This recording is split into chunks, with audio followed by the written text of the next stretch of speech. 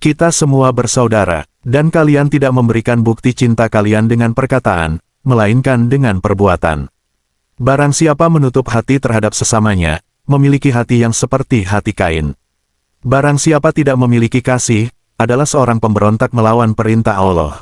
Kita semua bersaudara, dan meski begitu aku melihat, dan kalian juga melihat, bahwa ada kedengkian dan perseteruan dalam keluarga, di mana darah dan daging yang sama meneguhkan persaudaraan yang ada di antara kita melalui Adam.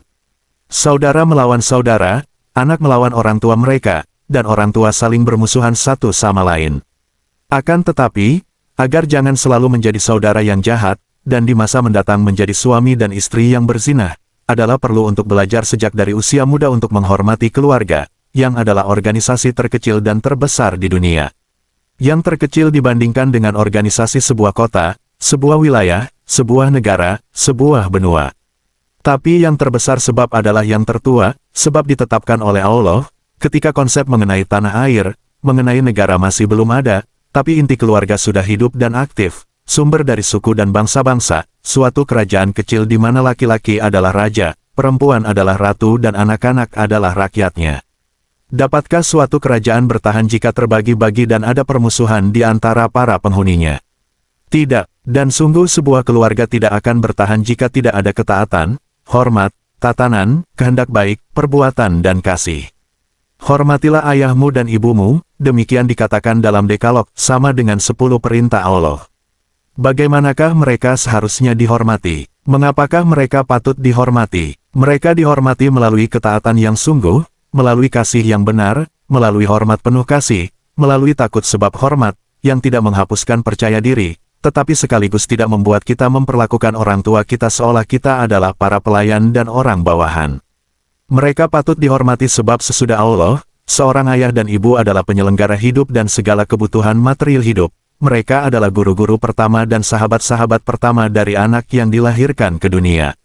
Kita katakan, semoga Allah memberkatimu, atau terima kasih, ketika seseorang mengambilkan bagi kita sesuatu yang telah kita jatuhkan atau memberi kita seketul roti.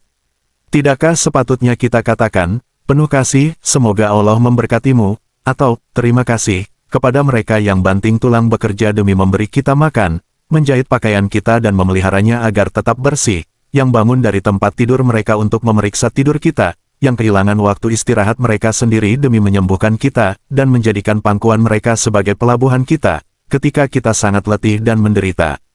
Mereka adalah guru kita, seorang guru disegani dan dihormati. Tapi seorang guru menerima kita ketika kita sudah tahu apa yang paling dibutuhkan untuk menopang dan memberi makan diri kita sendiri dan mengatakan hal-hal yang perlu, dan guru meninggalkan kita ketika kita masih perlu diajari mengenai pelajaran yang paling sulit dalam hidup, yakni, untuk hidup. Adalah ayah dan ibu kita yang mempersiapkan kita pertama-tama untuk sekolah, dan lalu untuk hidup. Mereka adalah sahabat-sahabat kita. Tapi, sahabat manakah yang dapat lebih bersahabat dari seorang ayah? Dan siapakah yang dapat lebih bersahabat dari seorang ibu? Dapatkah kalian merasa takut terhadap mereka? Dapatkah kalian katakan, aku telah dikhianati oleh ayahku atau ibuku? Dan kendati demikian ada pemuda bodoh atau bahkan gadis yang terlebih bodoh, yang berteman dengan orang-orang asing dan menutup hati terhadap ayah dan ibunya dan dia merusakkan pikiran dan hatinya dengan pertemanan-pertemanan. Yang tidak bijak jika bukan pertemanan yang salah, yang adalah penyebab air mata ayah dan ibu, yang bagai tetesan-tetesan yang meleleh dan membakar hati orang tuanya. Akan tetapi, air mata itu, aku katakan kepadamu, tidak jatuh ke atas tanah atau sekedar dilupakan. Allah memungutnya dan menghitungnya. Penderitaan orang tua yang tertindas akan mendapatkan ganjaran dari Allah. Tetapi perilaku dari seorang anak yang menyiksa orang tuanya tidak akan dilupakan juga, bahkan meski sang ayah dan sang ibu, dalam kasih penuh derita, memohonkan kepada Allah belas kasihan bagi anak mereka yang bersalah. Dikatakan, hormatilah ayahmu dan ibumu, supaya lanjut umurmu di dunia. Dan aku tambahkan, dan untuk selamanya di surga. Suatu hidup yang singkat di sini akan menjadi hukuman yang terlalu ringan bagi mereka yang berlaku salah terhadap orang tua mereka. Hidup yang akan datang bukan dongeng belaka, dan dalam hidup yang akan datang di sana akan ada ganjaran atau hukuman seturut bagaimana kita hidup. Barang siapa berlaku salah terhadap orang tuanya, menghina Allah, sebab ia memerintahkan kita untuk mengasihi orang tua kita, dan barang siapa yang tidak mengasihi orang tuanya, berbuat dosa. Dengan demikian, bukan sekedar hidup jasmaniahnya, melainkan dia kehilangan hidup yang sesungguhnya seperti yang telah aku katakan kepada kalian, dan menuju kematiannya, tidak, dia sudah mati, sebab jiwanya jauh dari rahmat Allah, dia sudah menjadi seorang penjahat sebab dia menghina kasih yang paling suci sesudah kasih kepada Allah, dia memiliki dalam dirinya kuman persinahan di masa mendatang, sebab dari seorang anak yang jahat dia akan menjadi seorang suami yang tidak setia, dia sudah memiliki dorongan kerusakan sosial, sebab dari seorang anak yang jahat berasal pencuri masa mendatang, pembunuh ganas yang keji, lintah darat berdarah dingin, penganut hedonisme, sama dengan paham yang mencari kesenangan semata, yang sinis, pengkhianat yang menjijikkan bagi tanah airnya, bagi teman-temannya, bagi anak-anaknya, bagi istrinya, bagi semua orang.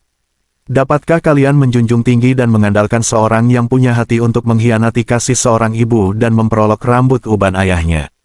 Tapi dengarkanlah lebih lanjut, kewajiban anak sebanding dengan kewajiban serupa bagi orang tua. Terkutuklah anak yang bersalah, tapi terkutuklah juga orang tua yang bersalah. Jangan menyebabkan anak-anakmu mencelamu dan meniru perbuatan salahmu. Buatlah mereka mengasihimu oleh sebab kasih yang kau berikan kepada mereka dengan keadilan dan belas kasih.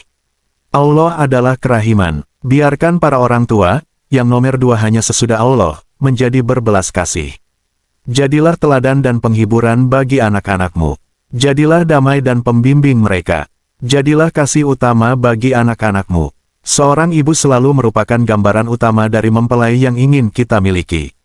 Seorang ayah bagi anak-anak perempuannya merupakan gambaran dari suami yang mereka impikan.